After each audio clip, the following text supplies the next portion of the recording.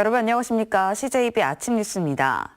9조 원, 한 해 충청북도 예산의 2배 금액입니다.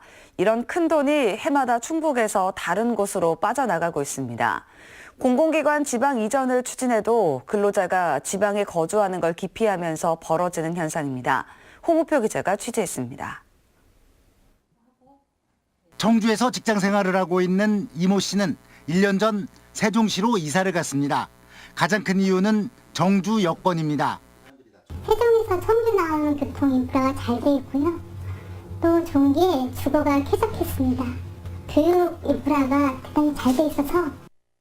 산업연구원이 낸 소득 역외유출 관련 보고서는 기업 본사의 수도권 집중, 직장과 거주지가 일치하지 않아 생기는 근로소득 유출의 심각성을 보여주고 있습니다.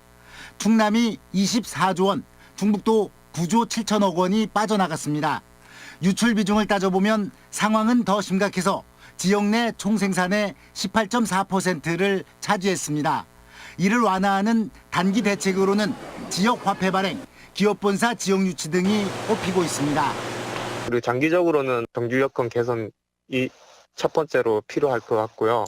지역 내에서 인력 수급이 되지 않는다면 그래도 계속 소득 유출이 발생하는 거기 때문에 공공기관 지방 이전 등의 정책 수단이 동원됐지만 근로자가 지방에 거주하는 걸 기피한다면 결국 소득 역외 유출은 계속될 수밖에 없다는 얘기입니다. 다만 산업연구원 측은 이번 보고서는 2016년도 자료를 근거로 작성됐기 때문에 문재인 정부의 지역균형발전 정책의 한계는 아니라고 분명히 선을 그었습니다. CJB 뉴스 홍표입니다. 고등학교 무상급식 협상이 교착 상태에 빠진 가운데 학부모 단체가 내년 전면 실시를 주장하고 나섰습니다. 도의회도 내년 전면 실시 입장을 밝히면서 충청북도에 상당한 압박이 될 전망입니다. 조상우 기자입니다.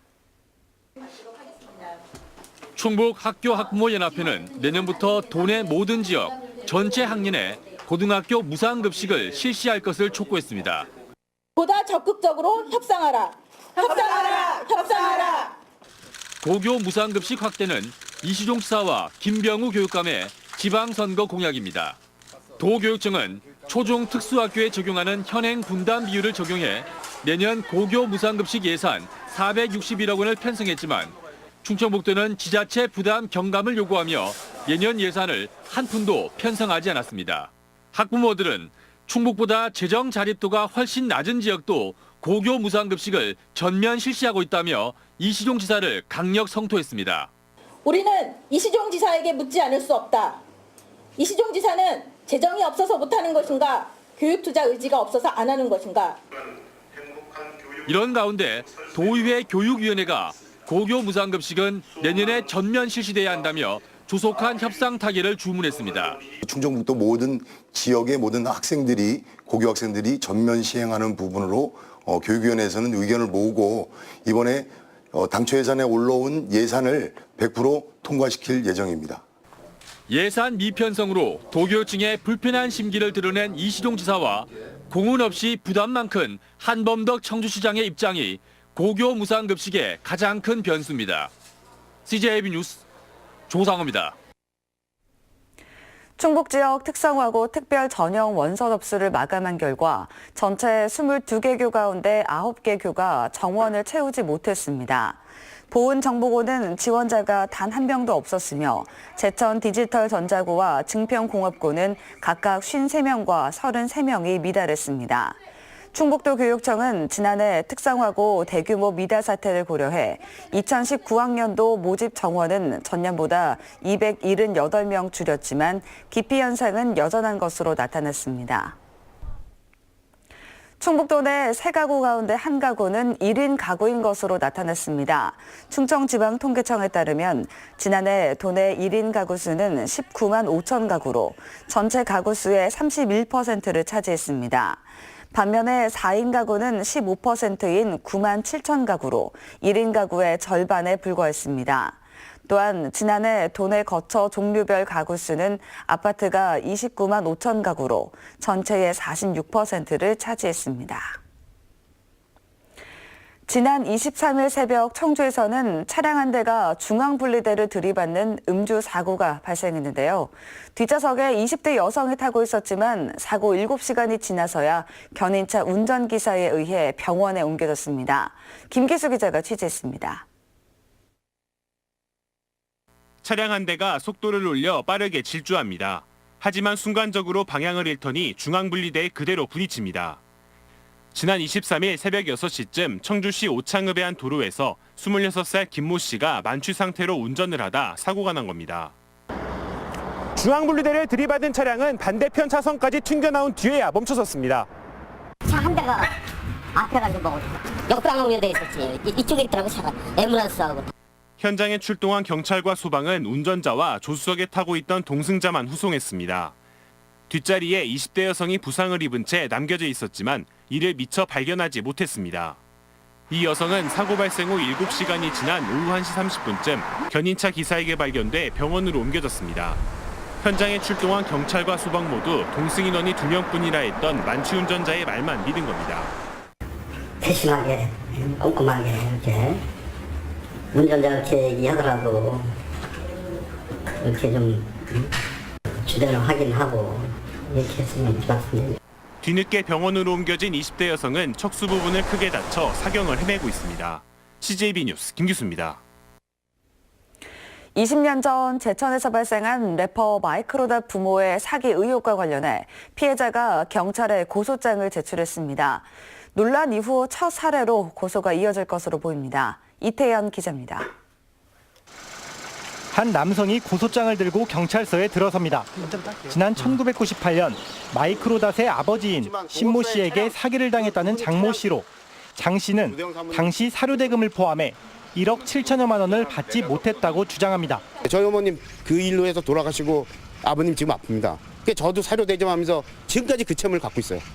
20년 전 사건이 다시 수면 위로 떠오른 뒤 첫 고소장으로 앞으로 줄고소가 이어질 것으로 보입니다. 최근 들어 서너 명의 피해자가 경찰서를 찾았고 이들 대부분 증빙 서류 확보에 들어간 것으로 알려졌습니다.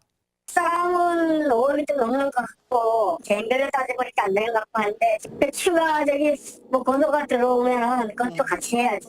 경찰이 마이크로닷 부모를 인터폴에 수배한 가운데 피해자들까지 공식 대응에 나서면서 파장은 더 커지고 있습니다. CJB 뉴스 이태현입니다. 제천 스포츠센터 화재 참사와 관련해 유족들이 재수사를 요구하고 있습니다. 유족들은 검찰이 화재 진압 현장에서 안이한 대처로 화를 키운 소방 책임자들에 대해 무혐의 처분한 것은 받아들일 수 없다며 항고장을 청주지검 제천지청에 제출하겠다고 밝혔습니다.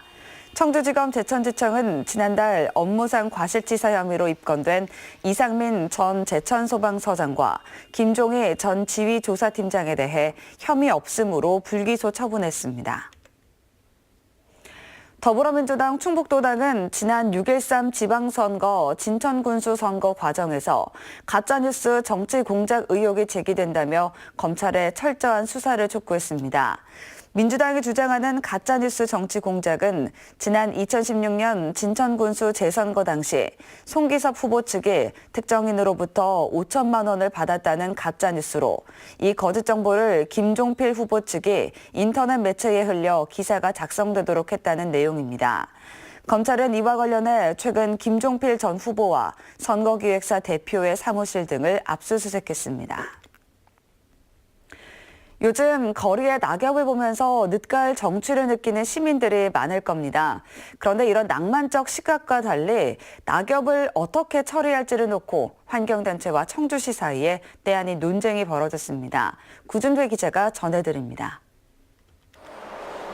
인도를 따라 놓인 커다란 자루마다 낙엽이 가득 담겼습니다. 청주시는 올가을에만 150리터짜리 수거용 자루 4만 개를 배포했습니다. 수거된 낙엽은 가연성 쓰레기로 분류해 전량 소각합니다. 청주시에서 관리하는 가로수 8만 7천여 그루 가운데 99%가량이 잎을 떨구는 낙엽수입니다. 청주 충북 환경운동연합이 소각 위주의 낙엽 처리 방식이 미세먼지를 유발한다며 문제를 제기하고 나섰습니다.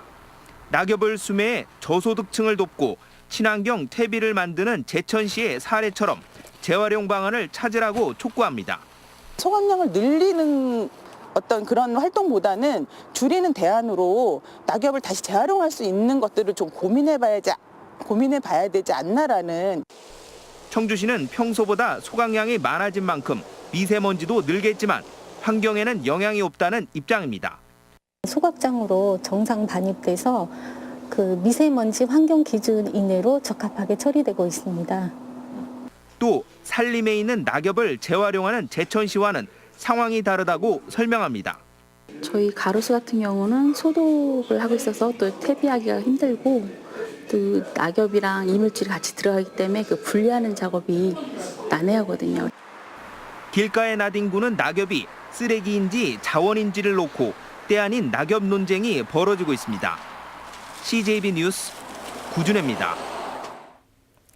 청년 근로자에게 5천만 원을 적립해주는 충북 행복 결혼공제 사업이 정부로부터 대통령상을 수상했다는 소식 전해드렸는데요. 하지만 장밋빛만은 아닙니다. 수혜자가 턱없이 적기 때문인데 다른 시도에선 사업이 좌초 위기에 놓인 곳도 있습니다. 조윤광 기자입니다. 화장품을 생산하고 있는 도내 한 중소기업입니다. 30대 근로자 1명을 행복 결혼공제 대상으로 선정해 회사에서 매달 20만 원을 적립해주고 있습니다. 하지만 두 번째 지원 대상 선정을 머뭇거리고 있습니다. 중소기업들이 임금 부분이 많이 크잖아요. 그래서 그 인원을 많이 늘린다면은 중소기업의 부담이 너무 커져가지고 근로자 1명에 매달 30만 원을 지원하는 도와 시군의 예산도 넉넉하지 않긴 마찬가지입니다. 이러다 보니 충청북도는 공제 가입 대상을 도내 청년 근로자의 0.5%에 불과한 최대 1,000명으로 잡았습니다. 정부에 하여튼 국비를 좀 지원을 신청을 했었었는데 특정 자치단체만 지원이 되는 부분, 이런 부분은 또 현실적으로 좀 어려움이 있으니까. 행복 결혼공제 사업을 도입하려던 다른 시도의 계획도 예산 부족으로 벽에 부딪혔습니다. 시장님께서 좋은 사업이라고 말씀하셨고 그런 부분들이 있기는 한데 또 뭐 당장에 막 그 중요한 사업들도 있고. 행복 결혼공제 대상이 소수에 그치면서 현장에선 근로자 간 형평성 문제가 제기되는 부작용도 나타나고 있습니다. CJB 뉴스 조윤광입니다. 최고 수준의 기술력을 보유한 기술인 5명이 올해의 충청북도 명장에 선정됐습니다. 올해의 명장은 제과제빵 박용주 씨와 한복생산 이래진 씨, 이용 이봉철 씨, 산업안전관리 이영균 씨, 패션디자인 한상권 씨 등 5명으로 이들에게는 증서와 현판, 기술장려금 600만 원씩이 지급됐습니다. 주민들의 쉼터로 이용되는 그늘막 설치 사업에 민간 기업들이 참여해 호응을 얻고 있습니다. 충주시는 도내 최초로 민간 기업인 한국산업은행 충주지점이 파라솔 4점을 기증해 법원 사거리 횡단보도에 설치했다며 앞으로 많은 기업들이 참여할 것으로 내다봤습니다. 11월 CJB 시청자위원회가 어제 CJB 회의실에서 열렸습니다. 류이찬 시청자위원장은 각종 현안에 대한 집중 보도를 통해 시청자들의 궁금증을 해소시켜주고 연말을 맞아 나눔과 기부 문화 확산을 위한 아이템 발굴에 노력해달라고 당부했습니다. CJB 이한복 대표는 다매체, 다채널 시대에 걸맞는 CJB로 탈바꿈하기 위해 뉴스와 편성 프로그램 기획에 심혈을 기울이겠다고 말했습니다. 다음은 오늘 도내에서 열리는 행사를 안내해드립니다. 청주에서는 노인 장애인 무료급식 행사가 오전 11시부터 오후 1시까지 아바이 병천순대 사직점에서 있습니다. 제천에서는 지회장기 차지 한궁대회가 오전 10시 어울림체육관에서 열립니다. 옥천에서는 평생학습 국민아카데미 명사학습 콘서트가 오전 10시 청산초 아트홀에서 있습니다. 끝으로 날씨입니다. 충북지방 오늘 가끔 구름 많고 낮 동안 산발적으로 빗방울이 떨어지는 곳이 있겠습니다. 지역별 현재 기온은 제천 영하 3도, 보은 영하 2도, 청주 1도의 분포를 보이고 있습니다. 낮 최고 기온은 청주 14도, 충주 13도 등 11도에서 15도로 어제와 비슷하거나 조금 높겠습니다. 오늘 오전까지 안개가 짙게 끼는 곳이 있겠고 낮 동안에도 방무나 연무가 예상됩니다. 교통안전에 유의하시기 바랍니다. 이상으로 CJB 아침 뉴스를 마칩니다. 고맙습니다.